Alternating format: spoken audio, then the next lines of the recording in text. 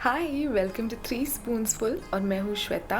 और आज मैं आपके लिए लेके आई हूँ एक ऐसा टॉपिक जो कि काफ़ी सारे पेरेंट्स और केयर गिवर्स के लिए बहुत डिफ़िकल्ट होता है और सभी को आजकल तो लगता है कि ये उनकी लाइफ में बहुत इम्पॉर्टेंट है।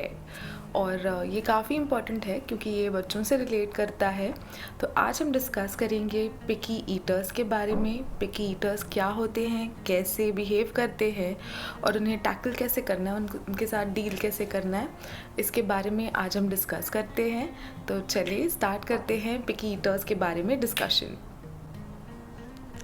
तो सबसे फर्स्ट स्टार्ट करते हैं ये डिस्कस करते हुए कि पिकी ईटर क्या है। पिकी ईटर्स हम किसे कह सकते हैं, किन बच्चों को हम पिकी ईटर्स कह सकते हैं। तो सबसे इम्पॉर्टेंट बात जो है वो ये है कि अगर कोई बच्चा जो है वो ग्रोथ चार्ट पे, जो आपने नोटिस किया होगा किसी भी पीडियाट्रिशियन की फ़ाइल पे, अगर आप पीडियाट्रिशियन के पास अपने बच्चों को ले जाते हैं तो बच्चों की एक पर्टिकुलर फ़ाइल होती है और उस फाइल पे एक ग्रोथ चार्ट होता है। वो ग्रोथ चार्ट एक परसेंटाइल में होता है, यानी कि उस लाइन से आपका बच्चा आगे पीछे उस परसेंटेज में हो सकता है। अगर आपका बच्चा उस ग्रोथ परसेंटाइल से ग्रो नहीं कर रहा है तो आपके पीडियाट्रिशियंस आपके साथ डिस्कस करेंगे ये बात कि उन आपके बच्चों में कोई न्यूट्रिशन की डेफिशिएंसी है और वो किस तरह से आपको एड्रेस करनी है। तो इस टाइम पे बच्चे को हम कह सकते हैं कि वो पिकी ईटर है, इसलिए वो इस चार्ट से जो है नीचे आए हुए हैं। द सेकेंड थिंग इज़ कि अगर आपके बच्चे सिर्फ एनर्जी रिच चीज़ें खाते हैं, जैसे कि कुकीज़, जैम्स, चॉकलेट्स, बस स्वीट्स खा लेना, not really good healthy food, तो हम कह सकते हैं कि वो पिकी ईटर्स हैं। और अगर वो ये चीज़ें हफ्ते में कभी बीच में खा लेते हैं तो इट्स ओके, लेकिन अगर वो सिर्फ़ और सिर्फ यही चीज़ें खाते हैं तो यस, फिर ये एक पिकी ईटर होने की साइन है। और इन सब रीज़न्स की वजह से अगर बच्चों की जो इम्यूनिटी है, इम्यून सिस्टम है उनका, वो बहुत वीकेंड है, तो ये कॉज फॉर कंसर्न है और फिर हमें इस सब को एड्रेस करने की बहुत जल्द से जल्द एड्रेस करने की ज़रूरत होती है। तो जबकि अब हमने देख लिया है कि पिकी ईटर्स क्या हैं, तो अब हम देखते हैं उनके साथ डील कैसे करना है, हमें क्या करना है, उन्हें क्या करना है, साथ में मिलके कैसे चेंज करना है सब कुछ। और लेट्स गेट स्टार्टेड। तो सबसे फर्स्ट पॉइंट जो हमारा आ जाता है इसमें वो ये है कि आप अपने बच्चों की बात सुने। बाय द मीनिंग ऑफ आप अपने बच्चों की बात सुने, ये नहीं कि वो जो कह रहे वो खाने के लिए बनाए, लेकिन आप नोट करें, उन्हें ऑब्ज़र्व करें कि उन्हें किस टाइप की चीज़ें पसंद है, उन्हें क्या क्या खाने में अच्छा लगता है, ताकि आप उस टाइप की चीज़ें उनके डाइट में ज़्यादा इनकॉर्पोरेट कर सकते हैं। जैसे जो छोटे बच्चे होते हैं स्पेशली, उन्हें कोई पर्टिकुलर टेक्सचर बहुत अच्छा लगता है फूड का, कोई पर्टिकुलर स्टाइल ऑफ फूड बहुत अच्छा लगता है। कई सारे छोटे बच्चे होते हैं जिनको रोटी खाना बहुत पसंद है, तो वो सिर्फ़ और सिर्फ रोटी खाते हैं। तो अगर आप रियलाइज़ करते हो कि आपके बच्चे को रोटी अच्छी लगती है क्योंकि वो पकड़ने में आसान है, वो उनको बाइट करने में, टीदिंग में उनको अच्छा लग रहा है, तो आप अलग अलग टाइप की रोटीज़ उनके लिए बना सकते हैं, अलग टाइप के पराठास, अलग अलग आटे के पराठे उनके लिए बना के दे सकते हैं।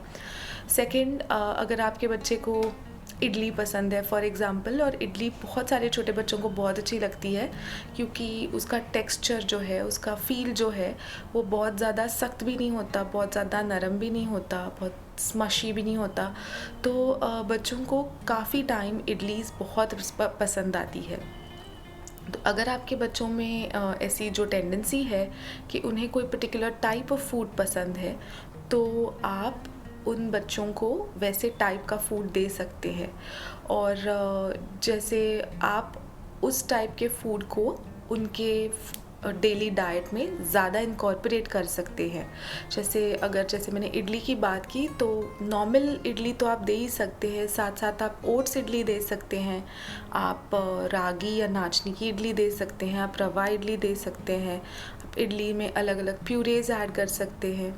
तो इस सब से क्या हो जाता है कि अगर आपके बच्चे मतलब नॉर्मल तरीके से ना खा रहे हो, अगर वो रोटी सब्ज़ी भी खा रहे हैं तो you don't need to make this extra effort. लेकिन अगर वो नहीं खा रहे हैं नॉर्मल रोटी सब्ज़ी और सिर्फ इडली मांग रहे हैं, तो आपको अलग अलग वेज़ में आपने उनका जो न्यूट्रिशन का नीड है वो आपने पूरा कर दिया है इस टैक्टिक को यूज़ करके। तो आपके बच्चे की बात सुने, आप उनकी बॉडी, आप उनकी जो एपेटाइट है उसे ऑब्ज़र्व करें। कई बच्चे ऐसे होते हैं जिनको दोपहर में ज़्यादा भूख लगती है, कई होते हैं जिनको शाम को ज़्यादा भूख लगती है, स्पेशली क्योंकि पूरा दिन खेल के। तो आप ये बस ऑब्ज़र्व करें कि आपके बच्चे को किस टाइम पे क्या अच्छा लग रहा है और उस हिसाब से काम करें, और आप फिर नोटिस करेंगे कि आपके बच्चे जो है वो ठीक से खाना स्टार्ट कर देंगे। Point number 2 and a very important point, वो ये है कि आप खुद एक रोल मॉडल बन जाए आपके बच्चों के लिए। तो कई ऐसे बच्चे होते हैं जो सब कुछ नहीं खाते, और उनके पेरेंट्स भी सब कुछ शायद नहीं खाते।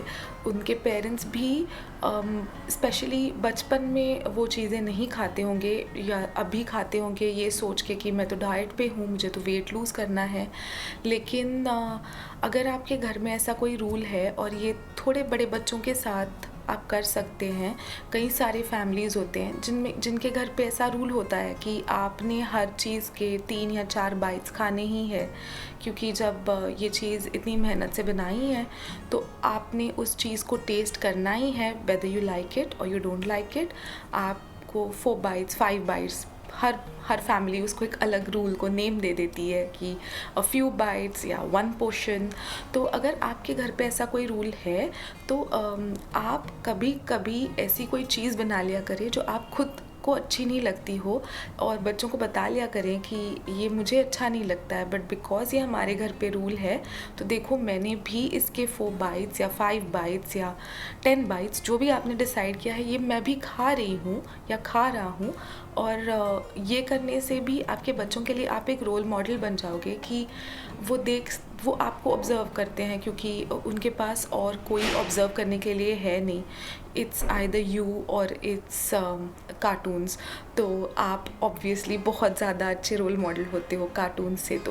तो आप इसीलिए ऐसा एक रूल जो आपने बनाया है आप उनके सामने भी वो फॉलो करके दिखाएं उन्हें, ताकि वो आपके जैसे वो फॉलो करना स्टार्ट करे और स्लोली उनका टेस्ट डेवलप हो जाएगा उसके लिए। पॉइंट नंबर 3 ये है, और ये थोड़ा सा डिफ़िकल्ट पॉइंट है, मैं खुद भी मानती हूँ ये बहुत डिफ़िकल्ट पॉइंट है इम्प्लीमेंट करने के लिए, और वो ये है कि आप अपना पेशेंस रखें, क्योंकि आपके बच्चे हैं, आप बच्चे नहीं हो। तो हमें अपना पेशेंस रखना पड़ता है ऐसे टाइम पे, स्पेशली उस टाइम पे जब बच्चे बहुत टैंट्रम थ्रो कर रहे हो कि मुझे ये नहीं खाना, या वो कई बच्चे होते हैं जो बहुत ज़्यादा पिकी ईटर्स होते हैं, वो पुश कर देते हैं खाना, कहते हैं कि हमें ये बिल्कुल देखना भी नहीं है, हमको ये खाना भी नहीं है।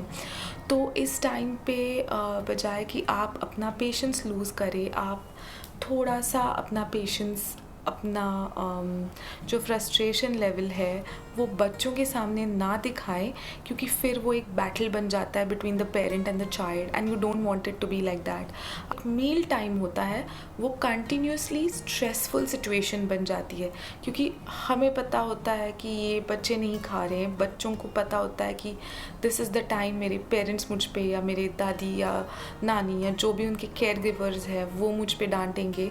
तो वो एक ऑटोमेटिकली स्ट्रेसफुल सिचुएशन में डेवलप हो जाता है, जो हम पूरी तरह से अवॉइड करना चाहते हैं। मील टाइम थोड़ा आपका पॉजिटिव हो जाएगा तो चेंजेस भी काफ़ी पॉजिटिव आ जाएंगे, और आप भी उनको नोटिस करना स्टार्ट कर लेंगे। इसी पॉइंट के साथ साथ एक और इम्पॉर्टेंट जो पॉइंट है वो मैं कहना चाहूँगी, वो ये है कि आप कंटिन्यूसली अपने बच्चों के सामने, ख़ास करके स्पेशली बच्चे जब इस एज ग्रुप में होते हैं कि उनको बातें समझ में आ रही हो, तो आप कंटिन्यूसली ये डिस्कस ना किया करें कि मेरे बच्चे पिकी ईटर्स हैं या मेरी बेटी पिकी ईटर है। आप मे बी आप अपनी फ्रेंड्स के साथ या अपने पेरेंट्स के साथ, अपनी सिस्टर्स के साथ फ़ोन पे डिस्कस कर रहे हो ये बात, लेकिन आपका बच्चा वो कंटिन्यूसली सुन रहा है और वो लेबल उस पर एक लग गया है कि ये एक पिकी ईटर है। अगर आप बार बार ये बात कहते रहें तो वो बहुत डिफ़िकल्ट हो जाता है उनको भी ये पिकी ईटर का लेबल हटाने के लिए। तो आप ट्राई करें कि ऐसे लेबल्स उन पे ना लगाए, उनके सामने ये बात डिस्कस ना करें ज़्यादा। कभी कभार तो ऑब्वियसली निकल ही जाता है, लेकिन कंटिन्यूसली इस बात को डिस्कस करने से अपने आप को रोके और एक पॉजिटिव चेंज देख लें। पॉइंट नंबर 4 हमारा ये है कि स्पेशली हम देसी जो लोग होते हैं उनके लिए ये बहुत इम्पॉर्टेंट पॉइंट है, क्योंकि हमारा एक माइंडसेट होता है, हमारा एक जो कहते हैं ना, हमारा एक थिंकिंग बन गया होता है। जैसे हमको बहुत पहले से बता दिया गया है कि दूध पीना है, दूध क्यों पीना है, क्योंकि उससे कैल्शियम मिलती है। तो जो कैल्शियम मिलने के लिए हम दूध पीते हैं, हम अपने बच्चों को भी कहते हैं आपको तो दूध पीना ही है। और वो एक अगेन जैसे मैं कह रही हूँ वो टैंट्रम बन जाता है कि बच्चों को दूध नहीं पीना और आपको तो दूध पिला के छोड़ना है। तो as a parent, as the elder person in that relationship, आपने ये याद रखना है कि कैल्शियम का सिर्फ़ और सिर्फ एक सोर्स दूध नहीं है। कैल्शियम के कई सारे और सोर्सेज हैं, और आपका बच्चा अगर वो सारे सोर्सेज से कैल्शियम ले सकता है तो आप सिर्फ दूध के पीछे ना पड़े। इसका ये बिल्कुल मतलब नहीं हुआ कि आप दूध छुड़ाए बच्चों का। इसका ये मतलब होता है कि आप थोड़ा थोड़ा करके दूध देते रहा करें, रोज़ क्वांटिटी थोड़ी थोड़ी करके बढ़ा दे। लेकिन अगर आपका बच्चा नाच नहीं खा रहा है या आप अपने फूड में किसी तरह से सेसमी सीड्स का इस्तेमाल कर रहे हैं, तो आपके बच्चे को कैल्शियम जो है वो मिल रहा है। तो हम पेरेंट्स के लिए ये बहुत इम्पॉर्टेंट होता है पहले तो अपनी सोच को थोड़ा सा चेंज करना कि एक जो न्यूट्रिएंट है, एक जो मिनरल है, एक विटामिन है, वो सिर्फ़ और सिर्फ एक चीज़ से नहीं मिल रहा, हमें वो कई सारी चीज़ों से मिल सकता है। तो स्पेशली ये देख लिया जाता है जबकि जो बच्चे होते हैं जिनको वीन ऑफ कर दिया गया है या फॉर्मूला से या ब्रेस्ट मिल्क से, उनको जो काउ मिल्क देते हैं बाद में, उसका टेस्ट ज़्यादा पसंद नहीं आता। तो इस टाइम पे 2 ऑप्शंस हो जाती हैं, या तो मदर्स उसमें बहुत सारा चॉकलेट या स्ट्रॉबेरी या कुछ ना कुछ ऐड करते हैं, कोई ना कोई पाउडर फॉर्म में जो भी मिल जाता है वो ऐड करते हैं और दे देते हैं, और बिकॉज़ उसका टेस्ट बहुत ही स्वीट सा हो जाता है तो बच्चे हैप्पीली पी लेते हैं। अदर ऑप्शन इज़ कि बच्चे बिल्कुल उसे रिजेक्ट कर देते हैं और मदर्स कहती हैं कि हमारे बच्चे तो दूध ही नहीं पीते।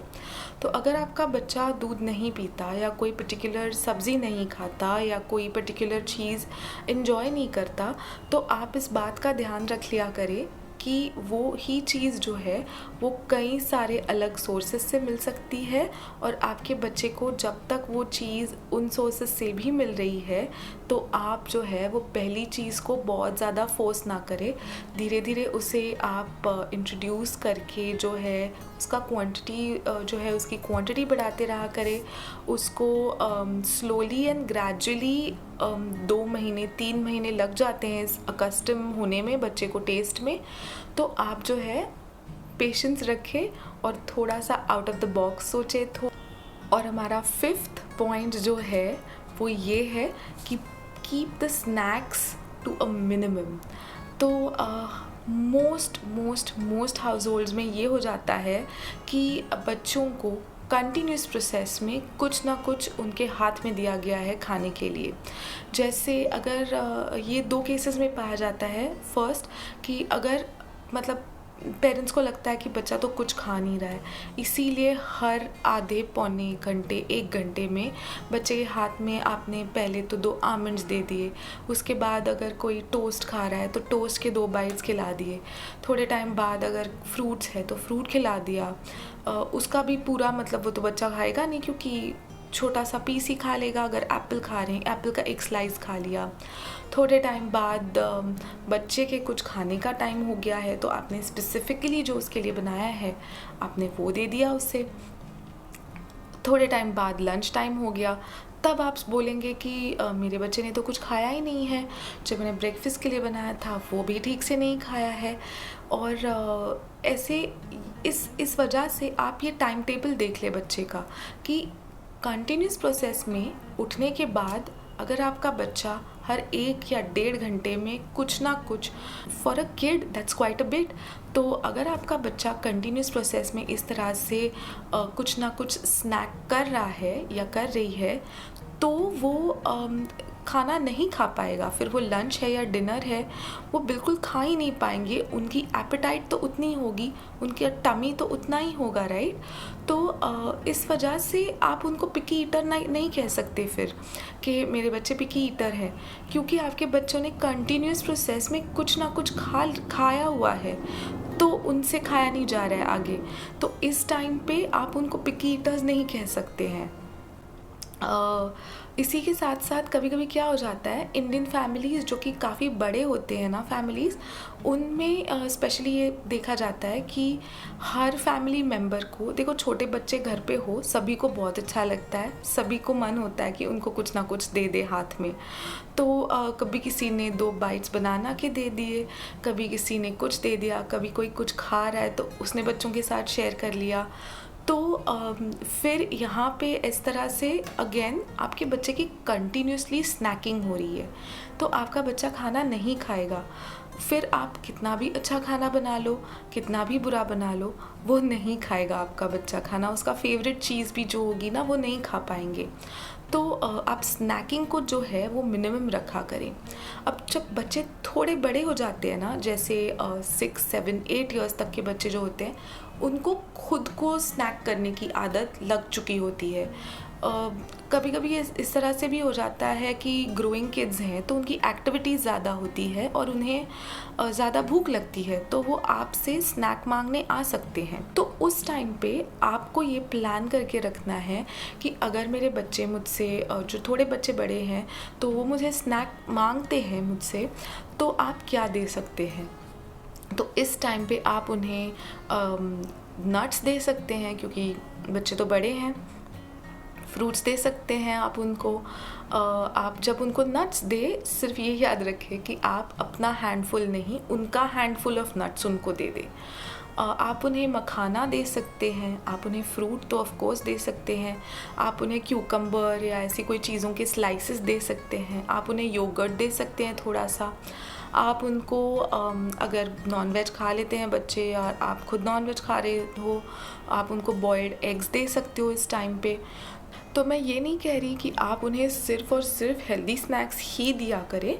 आप ऑफ कोर्स कभी ना कभी, वो बच्चे हैं, वो भी एक्सपेक्ट करेंगे आपसे कि आप कुछ केक दे दें या आप चीज़ टोस्ट दे दें, या उन्हें भी कुछ ना कुछ ऐसे चाहिए होता है, और कभी कभी देना ठीक है, उनको डिप्राइव नहीं करना है हमें बच्चों को।